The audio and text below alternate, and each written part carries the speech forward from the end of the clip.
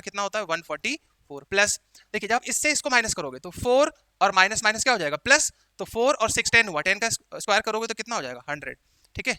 तो यहाँ से जो ए बी निकल के आ जाएगा वो हमारे पास आ जाएगा रूट, इसको जब ऐड करोगे तो 244 यूनिट, ठीक है।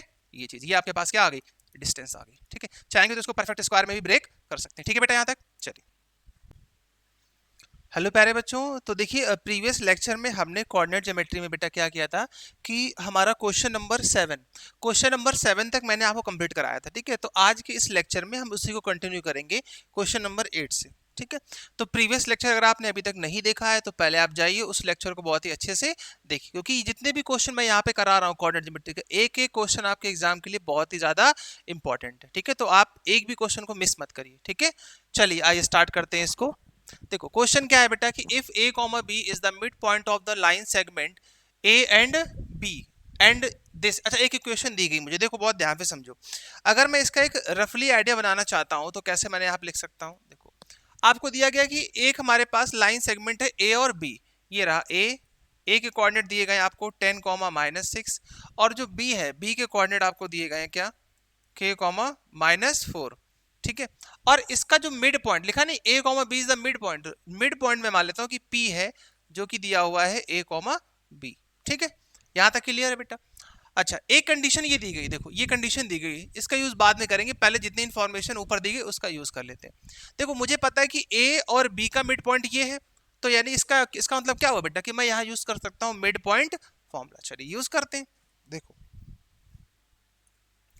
इसको मैंने कैसे लिखा x1 y1, और इसको मैंने लिखा है x2 y2, ये हो गया हमारा x और y, क्लियर, ठीक है। चलो यूज करते हैं मिड पॉइंट फॉर्मूला, तो क्या लिखेंगे कि by using mid point formula, आप यूज कर लीजिए mid point formula, by using mid point formula. देखो तो जब आप मिड पॉइंट फॉर्मूला यूज करोगे तो x के लिए क्या हो जाएगा हमारे पास, देखो x की वैल्यू a दी हुई है आपको, तो a equal to x1 plus x2, इसका मतलब क्या हुआ कि 10 plus k divided by 2, check करो। देखो x1 और प्लस x2 डिवाइड बाई 2, ये हो गया a, तो इसको क्रॉस मल्टीप्लाई करा देना तो ये हो जाएगा 2a equal to 10 plus k, clear है बेटा यहाँ तक। अच्छा ऐसे y के लिए यूज करेंगे, यहाँ से y के लिए तो क्या हो जाएगा, y का देखो y का कोऑर्डिनेट क्या दिया हुआ है b, तो -6 प्लस 4 डिवाइडेड बाई 2, क्लियर है। देखिए -6 प्लस 4 और डिवाइड बाई 2, तो यहाँ से b की वैल्यू आ जाएगी, यहाँ कितना बचा है मेरे पास +4 -6 -2 और डिवाइडेड बाई 2, तो b इक्वल टू क्या आ जाएगा यहाँ से -1, देखो b की वैल्यू क्या आ गई -1, क्लियर है बेटा यहाँ तक, b की वैल्यू -1 आ गई। अब आप देखो b की वैल्यू -1 है और एक कंडीशन आपको यहाँ पर ये दे रखी है, और उसने मुझसे क्या पूछा, उसने मुझसे पूछा है कि find the value of k and distance A B की डिस्टेंस क्या होगी और k की वैल्यू क्या रही होगी, ये चीज। तो k की वैल्यू तो जब मालूम पड़ेगी जब मुझे a की वैल्यू मालूम पड़ जाए, तो a की वैल्यू कैसे आएगी, देखिए b की वैल्यू मैं कहां पुट कर दूंगा, इस वाली इक्वेशन में, ये जो दे रखी देखो। तो हमें कंडीशन क्या दी गई, हमें कंडीशन दी गई है कि a minus 2b equal to 18, चलिए वैल्यू पुट कर लेते हैं, तो a माइनस 2 इंटू बी की वैल्यू क्या हो जाएगी -1 और माइनस माइनस प्लस, तो ये हो जाएगा 2 1 जा 2, तो यहां से a की वैल्यू कितनी निकल के आ गई, माइनस कर लो 16 आ जाएगी, ये चीज, ठीक है। अब जब a की वैल्यू आ गई यहां पुट कर दीजिए, आपके पास k की वैल्यू आ जाएगी, सिंपल है बहुत ही ज्यादा, ठीक है ये चीज। तो यहां जब पुट करोगे तो कितना हो जाएगा, 16 का डबल कर लो 32, और इक्वल टू में कितना हो जाएगा 10 प्लस k, तो यहां से k की वैल्यू आप निकालोगे तो कितनी जाएगी 32 माइनस 10, तो k की वैल्यू यहां से क्या आ जाएगी 22, तो k की वैल्यू आ गई है 22, देखिए सब कुछ मालूम हो गया मुझे।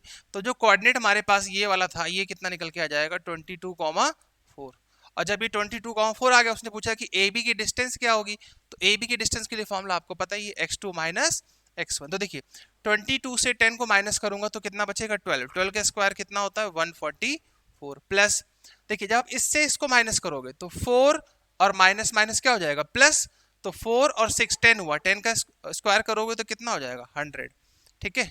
तो यहां से जो ए बी निकल के आ जाएगा वो हमारे पास आ जाएगा रूट, इसको जब ऐड करोगे तो 244 यूनिट, ठीक है ये चीज, ये आपके पास क्या आ गई डिस्टेंस आ गई। ठीक है, चाहेंगे तो इसको परफेक्ट स्क्वायर में भी ब्रेक कर सकते हैं। ठीक है बेटा, यहाँ तक चलिए आइए देखिए नेक्स्ट क्वेश्चन क्या है। नेक्स्ट क्वेश्चन है कि इन what ratio does not the point divide the line segment joining the point P and Q also the find the value of y। एक मिनट जरा मैं इस क्वेश्चन को यहाँ पे देख लेता हूँ कि डज नॉट ही है या कुछ और भी लिखा हुआ है यहाँ पर।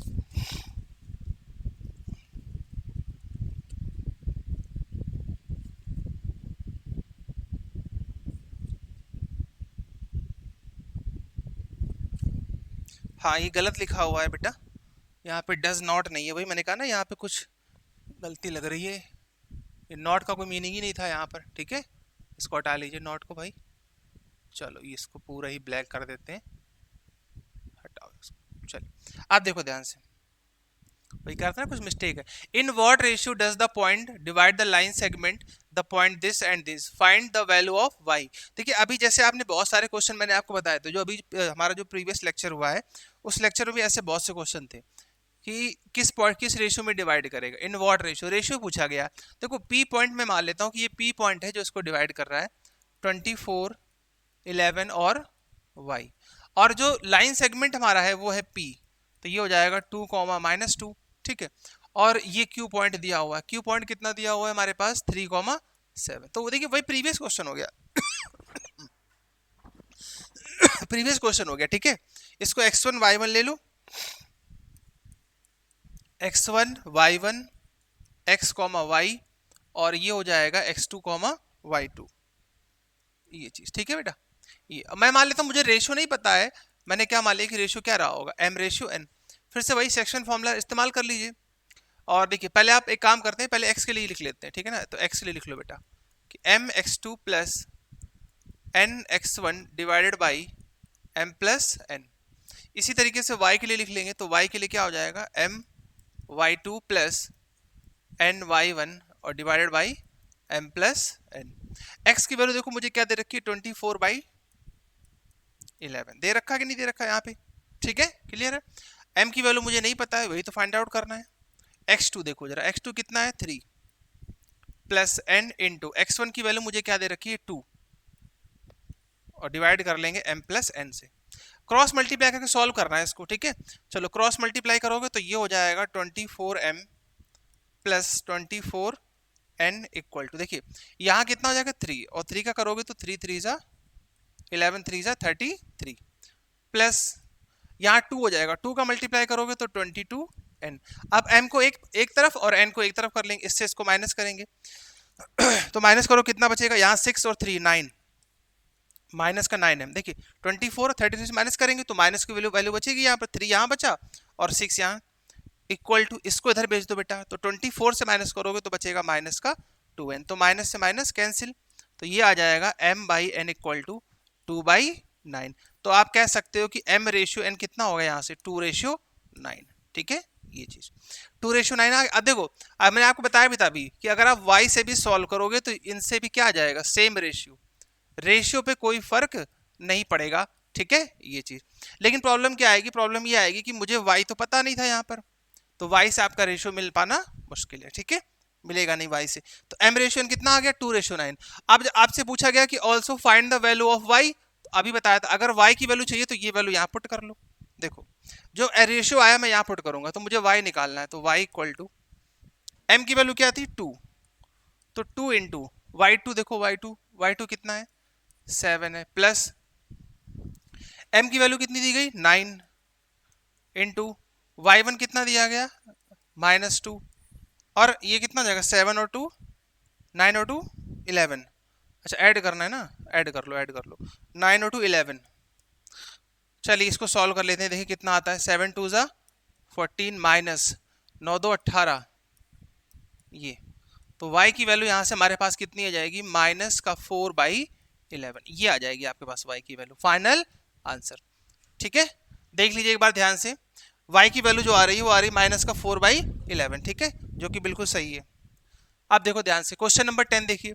क्वेश्चन नंबर 10 क्या है बेटा, देखिए ये क्वेश्चन इंपॉर्टेंट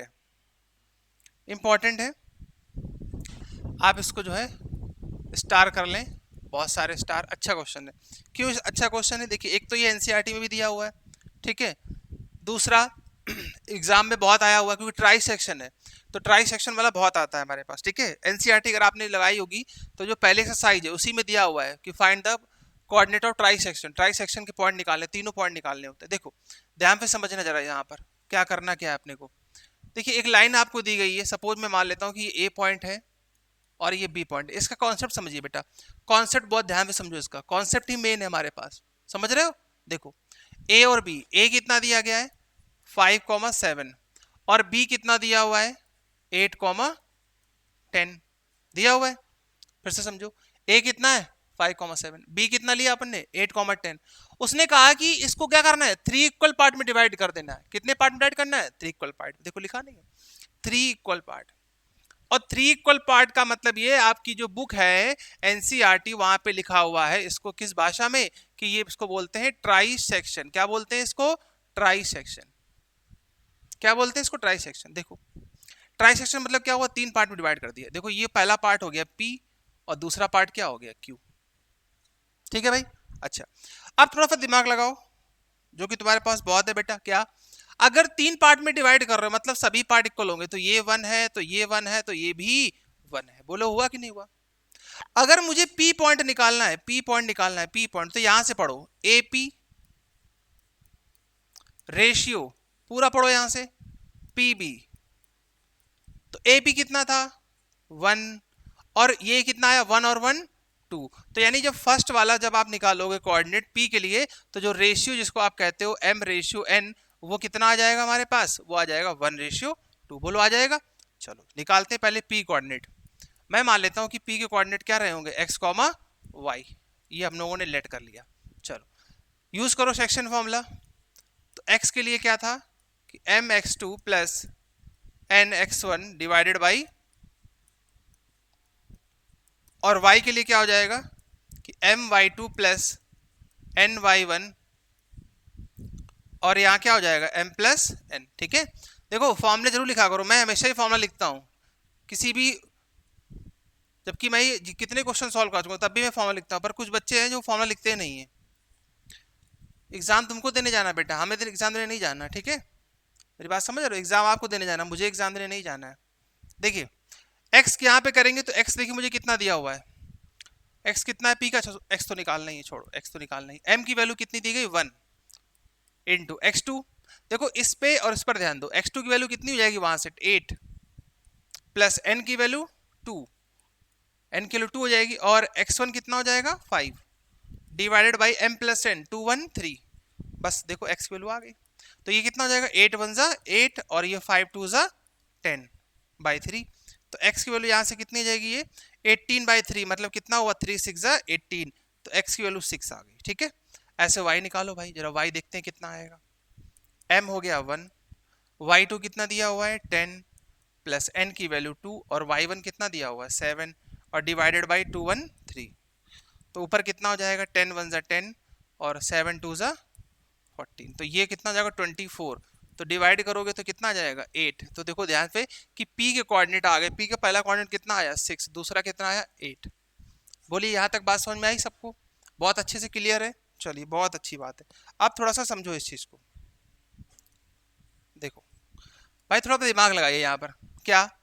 अब आप इसको भूल जाओ थोड़ी देर के लिए। आप ये देखो, जब मुझे P के कोऑर्डिनेट मालूम हो चुके हैं 6,8 और B के मालूम है ये, और ये भी 1:1 पे डिवाइड कर रहा है, इसका मतलब Q क्या हो गया इसका मिड पॉइंट हो गया। तो P और B में मैं क्या लगा दूंगा मिड पॉइंट फॉर्मूला, ठीक है ना। तो फॉर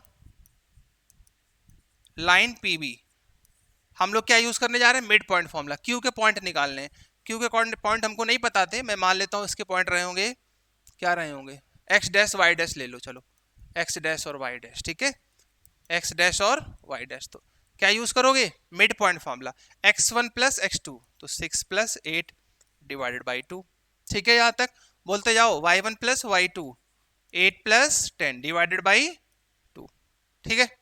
क्लियर बच्चा? देखो फिर से देखिएगा 8 plus 6 x1 plus x2 divide by 2, 8 plus 10 divide by 2, solve कर लो। 8 और 6 14, 2 से डिवाइड करोगे तो कितना आ जाएगा 7, यहाँ पे कितना हो जाएगा 18 2 9, तो यानी ये पॉइंट भी कितना आ गया 7,9। वही तो उसने पूछा था कि अगर 3 इक्वल पार्ट में डिवाइड कर दें तो वो दोनों पॉइंट्स के कोऑर्डिनेट क्या होंगे, तो आपके पास ये फाइनल आंसर आ जाएगा। अच्छा क्वेश्चन है, प्यारा क्वेश्चन है, आप लोग इसको जरूर करेंगे, ठीक है भाई। हाँ, ये हमारा यहाँ से एक आंसर मिला और एक आंसर ये आपको यहाँ से मिला, ठीक है। तो बहुत ही प्यारा और अच्छा क्वेश्चन ट्राई सेक्शन का। आप देखो